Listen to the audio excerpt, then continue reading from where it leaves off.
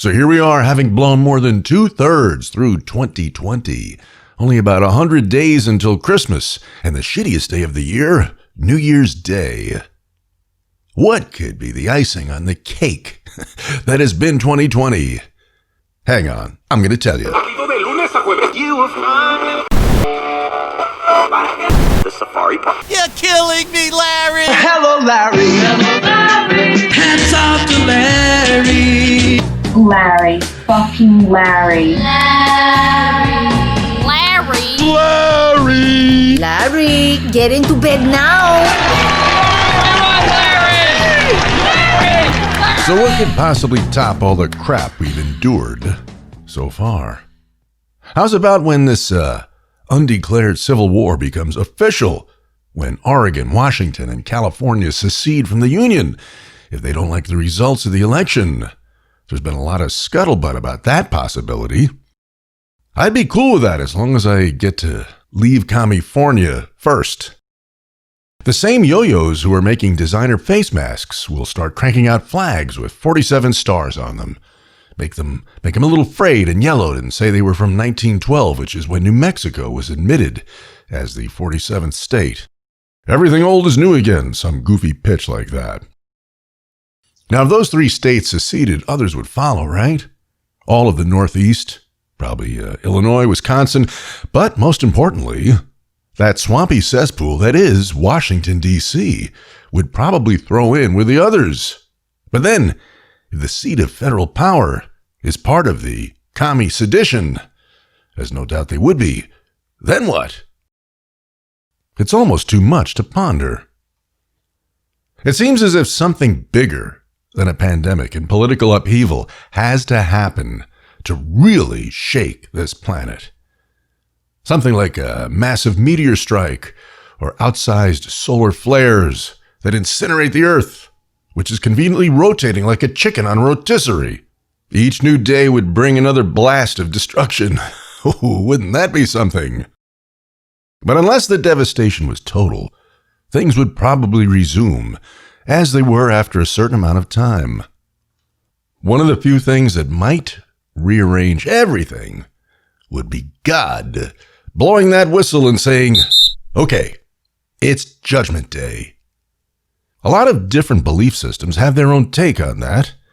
As a kid, my favorite bumper sticker, which is what all memes really are, just digital bumper stickers, my favorite said, Jesus is coming, and boy is he pissed.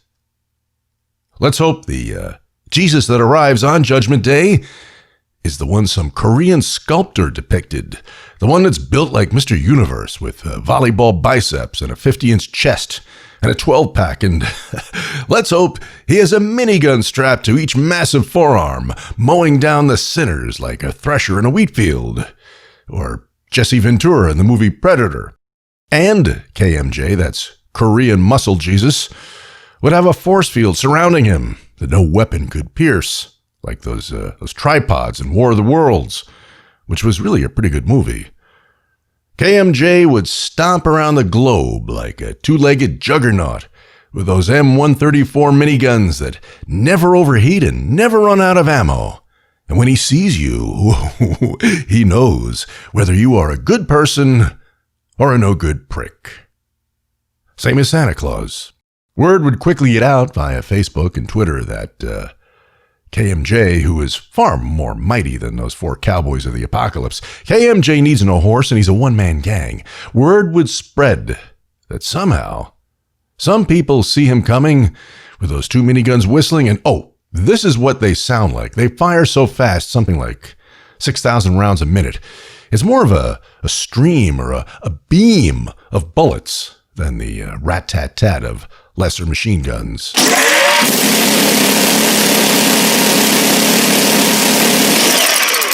Now, very quickly, some dude who was not a prick, but a good person, and so had nothing to fear, some righteous dude or dudette would quickly walk alongside KMG with their cell phone and FaceTime the whole thing. And no one would know what to call it, because while it technically was a live stream, it would also be a death stream. Everyone out of range would be glued to their phones and laptops and tablets watching the live stream of Korean Muscle Jesus' death stream. How would the media cover this? Very carefully. Would press credentials offer some degree of protection? Very unlikely. And how long until Dorsey and Zuckerberg and their minions and bots shut down the live death stream? Not long at all. Can't risk people seeing what's actually happening in the world. Gotta sanitize everything. Can't have anything that's in the pro. Which would really ratchet up the fear factor, at least for the rotten pricks. KMJ would not care what anyone's religion was. He'd just be there to clear out the no-good people. But then a lot of rotten pukes who were raised by commies and told that they were good when they were actually not would fearlessly approach and be cut down, to their utter surprise. And so some might think Korean Muscle Jesus was just some evil maniac masquerading as the Prince of Peace with a minigun strapped to each arm. Here's another wrinkle. The original JC, the one who had not the benefit of 21 centuries of Diana Ball and supersets for his lats and delts and triceps, that kindler, gentler, smaller JC, he said something about forgiveness and cutting slack to no-good pricks who were sorry for their sins, even if it was late in the game. Which is probably why Catholics invented the last rites. It's a great opportunity to square your accounts before breathing your last. And having a priest there to administer and witness one's contrition lessens the chance of screw-ups. So knowing this, what if hordes of no-good pricks ran toward KMJ as he approached with those whistling miniguns and claimed they were sorry and begged for mercy? Then what? Would they be spared? Well, my guess is yes, if they were sincere.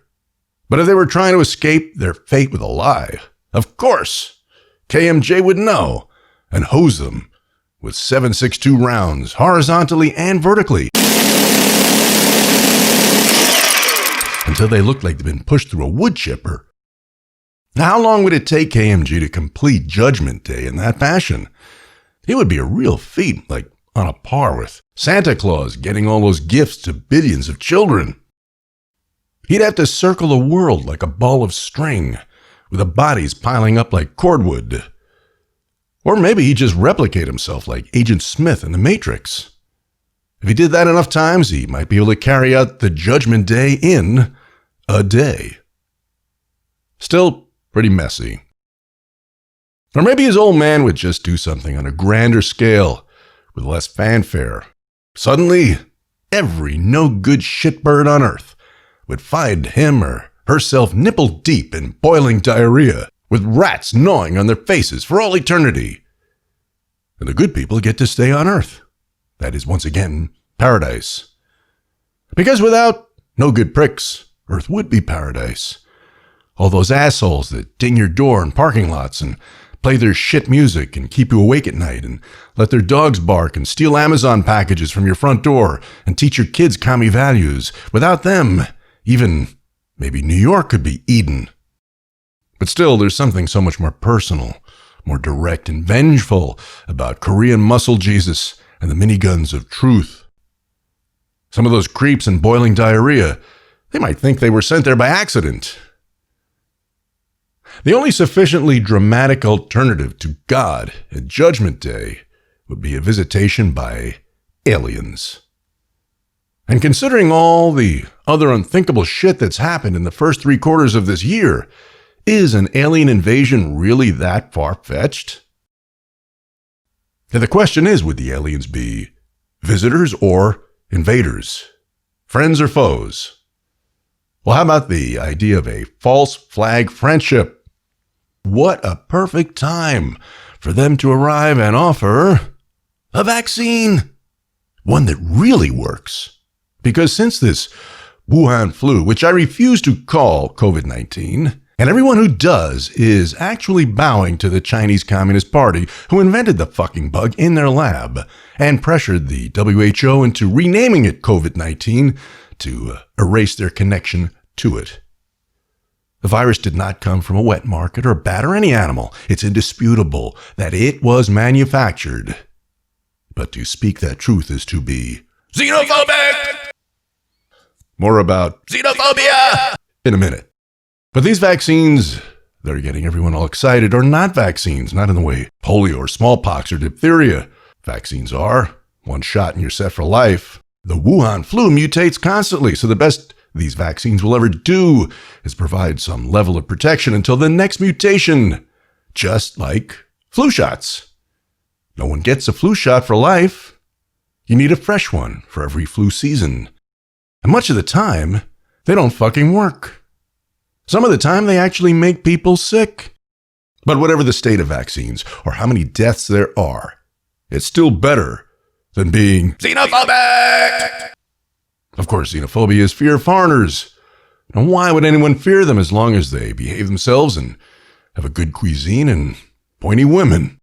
But should we not fear anybody's germs? Germs are not people, they're germs. But still, even if you like some people, but not their germs, you are a xenophobe! Listen to this exchange between a self-described journalist, a bullet-headed MSNBC teleprompter reader, formerly of Al Jazeera, named Ali Velshi, and some guy named Peter Navarro, a government bureaucrat, the director of Trade and Manufacturing Policy. Are you saying they deliberately did this? Is that what you're saying, Peter? It's unclear. I mean, nobody's going to accuse you of being a fan of China, but do you believe they did this deliberately? They spawned a virus. You're using the term spawned a virus. Do you mean There's they deliberately created a virus and then deliberately set up the conditions? China. Let me be really clear about this. I don't think it matters whether they did what they deliberately did, Ali, and this is beyond reproach in terms of a fact. They deliberately allowed Chinese nationals to come to the United States, Italy, and everywhere in between who were infected while they were locking down their own transportation network. And I think it's really important for Americans to understand that. We are angry at each other now. What do you mean deliberately, Peter? I just want to understand deliberately. That you think they sent people who they knew were infected to Italy and the United States and other places? You mentioned hundreds of thousands. You believe that actually happened? What Someone they in China thought that was a plan to do that? Let's be careful and clear with the words. What they did during this period of time when they knew there was a pandemic, they didn't allow their people to travel inside of China, but they allowed people in China who were likely infected to go around the world, effectively seeding and spreading. So whether it was done intentionally or not, what was intentional is to protect their country, even as they sent Chinese national out. Let me ask you this. To understand that. Let me ask you this. Do you disagree with that, Alex? Yeah, let me ask you this, though. Do you disagree with that as a fact? I'm going to put that aside for a second. I don't know what I don't know. Ooh, can you hear Velshi's righteous indignation? He's not going to let anyone shit-talk the Communist Chinese Party. He's not going to tolerate xenophobes on his watch. No, siree, Ali. I haven't heard righteous indignation of that intensity since that Keith Olbermann guy was mouthing off. Or maybe it was Chris Matthews. But Matthews got canceled. They're also similar. What's astonishing is how often these guys, like this Navarro, allow some windbag like Velshi to bully them without having any facts to fuel a retort. Navarro's answer to Velshi's rage about inferring the CCP deliberately spread the virus should have been, Velshi, since the Chinese Communist Party is the 21st century incarnation of the Third Reich, with the U.S. State Department documenting human rights violations, including, but not limited to, government forced sterilizations, forced abortions, forced organ harvesting, slave labor, torture, not to mention, at this moment, they have millions of your fellow Muslims starving in concentration camps. Yeah, Velshi. Why the fuck wouldn't they deliberately create and spread a lethal virus? But it seems Navarro didn't bother to do his homework before he engaged with the xenophobe-busting, bullet-headed, teleprompter-reading journo. All the keyboard commandos now call teleprompter readers like Velshi journos, as if reading a text crawl and Googling qualifies as journalism. But no worries, if you've no idea how to get or source or craft a news story, you can still be a journo if you can muster enough righteous indignation. But back to the coming alien visitation or invasion. If they were just tourists, where would they visit first? Disneyland? Closed. Graceland? Closed. New York City? Closed and mostly dead, it seems. About the only thing open are cornfields and the Grand Canyon. So even if they arrived as tourists, their curiosity might soon turn to fury because who wants to drive across a few galaxies and find nothing's open? Maybe they just say, fuck these earthlings, and release their version of the Terminator or Tripods or Kraken or KMJ to lay waste to this entire spherical circus and all its biped inhabitants. And would that be a bad thing? Or will 2020 die not with a shot, but a whimper? I don't see how it could. But when people are fighting all over the country, and they really hate each other's guts with foam-at-the-mouth vitriol, no election or leader is going to fix that. No one ever broke up a brawl by yelling, "Hey, you guys, stop it." Combatants have to be physically pulled apart and restrained, and it can be a risky endeavor. Water cannon or live steam could do the trick. It has to be some force bigger than themselves and their anger. Sometimes they need to be knocked cold by blunt force head trauma. They may or may not wake up, but if they do, they'll be peaceful.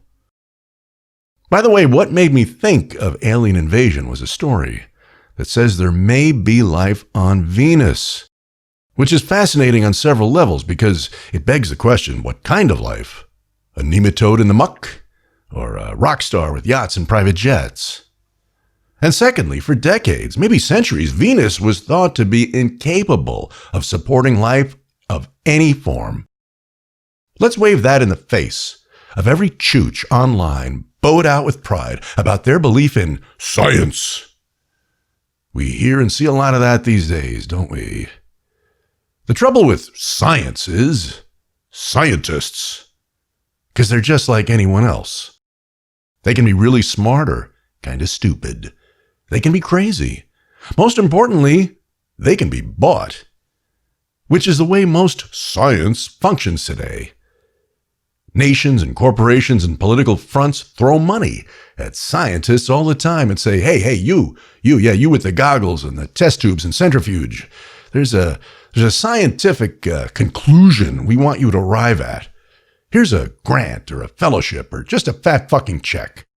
Now go get it done, nerd. And they do. They're not scientists. They're whores in lab coats with graduate degrees. This is not new. There were many doctors, credentialed scientists in the previous century who extolled the health benefits of cigarettes and were well paid to do so by tobacco companies. Loads of doctors right now get filthy rich prescribing the drugs Big Pharma pays them to prescribe, whether you need them or not. Oh, but back to the alien thing. I think it's a lot more likely to climax 2020 than Korean muscle Jesus. And if they come offering the gift of a vaccine, it's going to be after you, my dear Alphonse, and then never. Same response I'd have for the WHO or CDC or the family doctor. Of course, the alien miracle vaccine would work miraculously in the short term, but after a few weeks, recipients would all be talking like this. And by the way, I sit on the stand and it get hot. I got hairy legs that turn blonde in the sun. And the kids used to come up and reach in the pool and rub my leg down so it was straight and then watch the hair come back up again. They'd look at it. So I learned about roaches. I learned about kids jumping on my lap. And I've loved kids jumping on my lap. And they'd walk in circles like wildebeests with an earwig boring its way through their brains until they'd fall over in the gutter, face down in a fresh pile of dog shit. But at least they wouldn't have the Wuhan flu or be xenophobic or hurt some aliens' feelings by refusing their vaccine. Lastly, I'm not into numerology, but if I was, I'd really be wondering about this particular year. A year where the world has never been more deeply buried in bullshit. Peculiar that 2020 also represents perfect vision. Maybe it's been some cosmic omen, but only for those who choose to see.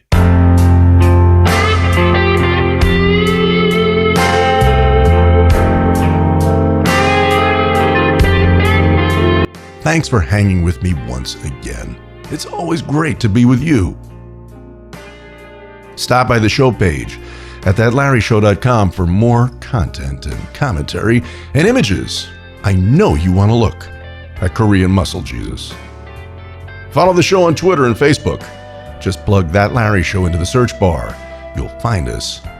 We have a lot of fun there between shows. Write to me at thatlarryshow@gmail.com. And if you like what you heard and want to help me keep the lights on, click the Patreon button, where you not only help me fight commies, you get to join the Take No Shit Dojo, with access to signed books, custom recordings, and our deep bench of seasoned senseis who can help you wrestle any problem to the mat and kick its ass. We have an impressive track record in the fields of relationships, employment, and finding your bliss. I'll see you next Wednesday, and until that time, take no shit.